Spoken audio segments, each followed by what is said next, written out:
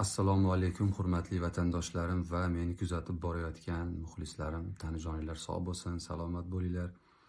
Xonadoninglardan qut baraka arimasin. Xudoyim sharmanda qilmasin. Allohning panohida bo'linglar. Uni qatorida biz ham. Bu videoni qilishimga sabab Milliy TVda nima bo'ldi, nega unday bo'ldi, bu PRmi degan savollar.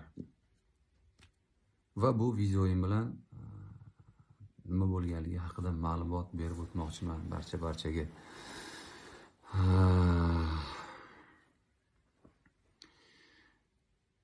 Bizga 8-mart xalqaro xotin-qizlar bayrami munosabati bilan tashkil etilgan tadbirga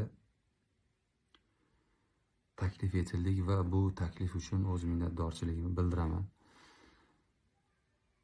Va yetib bordik. Kakras o'sha kuni soat 6da Toshkent shahrida xizmatim bor edi. Vodiydan xizmatlarim o'tab yetib bordim. Va shuni iltimos qildimki, soat 6:00 da bizni kiradigan va'da qilgan joyimiz bor ekan. 3:00 ga qo'yib beringlar bizni chiqadigan paytimizni dedim. Va qo'yib berishdi. Bu uchun ham o'zim rahmatnomamni aytib o'taman. Va biz u yerga yetib borgunimizga qadar hech qanday bizga ssenariy yoki u yerda shunaqa bo'ladi yoki bunaqa bo'ladi degan ma'lumotlar berilmadi va sahnaga chiqishimizdan oldin bir qiz kelib aytdiki,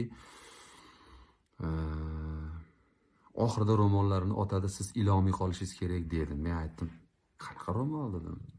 Hayron bo'ldim. Sen yo chiqavering, maza qilib kulasiz dedi. Hech narsadan xabarim yo'q, sahnaga chiqdim men. Va savollar berishdi. Ikkinchi muhabbatim ashulangizga kim raqsga tushadi deb o'ylaysiz? Balki Munisa Rizayevadir dedi. Shunaqa hazillar qilishdi. Men aytdimki, keyin aktrisa bo'ladilarmi yoki qo'shiqchi bo'ladilarmi, yaxshi qiz bo'lsa bo'ldi deb keyin men ham hazillashdimda. Ashula boshlandi keyin. Ashula boshlandi, ro'mollarini boshiga tashlab, bir yoshlari katta opamiz chiqib keldilarda. Shuna ro'mollarini yechib turib raqsga tushdi boshladilar. Kelib yelkamni siladilar. Bir qanaqadir qiliqlar qilib raqsga tushdi boshladilar. Keyin bir marta men tomonga qarab, "Ha" deb bitta baqirdilar. Zal kuldi, men bir g'alati bo'ldim. Juda ham g'alati bo'ldim u yerda. Keyin ikkinchi kupletda shuna tuflilarini yechib turib shuna tizzalab bordilar. U tizzalab raqsga tushdi boshladi. Keyin men to'xtanglar deb to'xtatdim. Endi bu juda ham masxarabozlik bo'lib ketdi deb turib mikrofonni qo'yib sahnadan chiqib ketdim. Sahnadan chiqib ketishligimga sabab, agar menga shunaqa bo'ladi deyishgan bo'lganliklarida bormagan bo'lardim bu ko'rsatuvga. Men unaqa voqeadan xabarim yo'q va raqsga tushgan opamizning ham ijodlarini men bilmas ekanman. Komik aktyorliklarini ham, shunaqa hazil rollar o'ynashliklarini ham bilmas ekanman. Va meni ikkinchi muhabbatim degan ashulamga bunaqa raqsga tushganliklarini tasavvurimga sig'dira olmadim. Juda ham uyalib ketdim. Juda ham xijolat bo'lib ketdim-da, chiqib ketdim sahnadan. Va buni to'g'ri deb bilaman. Qayta o videoni ko'rdim va chiqib ketganligimdan zarracha afsuslanmayman. Men to'g'risini aytsam, chiqib ketsam bu videoni qo'ymaydi deb o'ylagandim televideniyada.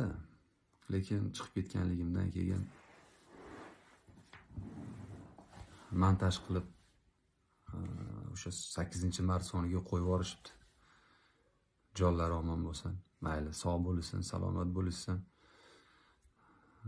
Hech kimni yomonlamoqchi emasman, faqat men ichki kechimimni tushuntirib bermoqchiman. Hurmatli vatandoshlarim va meni kuzatib boruvchi muxlislarim, meni tabiatimda unaqa holatlarga boshqacha emotsiya bor. Hazm qila olmayman. Juda ham g'alati bo'lib ketdim, uyalib ketdim va chiqib ketdim. Bu yerda hech qanaqa kibr yoki manmanlik yo'q, astag'firulloh. Kibr Xudoga yarashadi, bizga emas.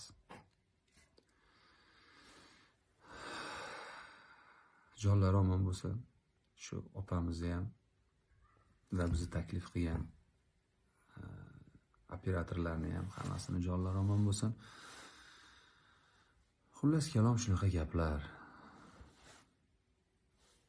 Va biz ashula aytishimizdan oldin Bahrom akam ashula aytayotgan ekanlar. Bahrom akamda o'sha o'rtani olib borayotgan videoshli qiz o'yinga tushdilar. Adashmasam Feruza Jumaniyozova o'ynadilar. Alisher Fayzga akamizga Dilnoz opam Kubayeva o'ynabdilarda. Men hech narsadan xabarim yo'q. Shuna chiqib kelsam, ro'mollarini shuni otib yuboryaptilarda. Bir yelkamiz silab o'tib ketib, ha deb menga qarab, madurlar qilib, tuflilarini yechib tizzalab yuboryaptilarda. Men chidab tura olmayman-da bunaqa holatga to'g'risida. Agar bu sizlar noto'g'ri tushunmanglar, bu ichki kechinmalar bu. Hammaning o'zining ichki kechinmasi bo'ladi. U yerda agar unaqa qilib ashulani oxirigacha agar chidab ashula aytib chiqib ketganligimda men bundan-da battar vijdonim qiynalgan bo'lardi va chidab tura olmasdim. Chidab tura olmaganligim uchun ham chiqib ketib qoldim. Tanijoningiz sog' bo'lsin, salomat bo'linglar. Alloh hammamizni sharmanda qilmasin.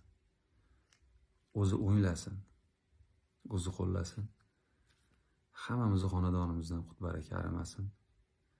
Allohning panohida bo'laylik vatandoshlarim, sog' bo'linglar, salomat bo'linglar. Men kecha hech kim emas edim. Alloh rahmi kelib berdi. Alhamdulillah, qo'limdan kelgancha el yurt xizmatini qilyapman. Qo'limdan kelgancha onamni, otamni xizmatini qilyapman. Jigarlarimni. Buni Xudodan deb bilaman. Kibrga berilib qolib yoki kechagi kunini esdan chiqarib qo'ygan inson emasman. Men tarixim bilan yashayman. Mulk Xudoning, jon Allohning. Xohlagan kuni oladi, xohlasa beradi. Bizda kibr yo'q, alhamdulillah, kibr yo'q. Kibrdan Allohni o'zi saqlasin. Kibr Allohga yarashadi. Joninglar sog' bo'lsin, salomat bo'linglar.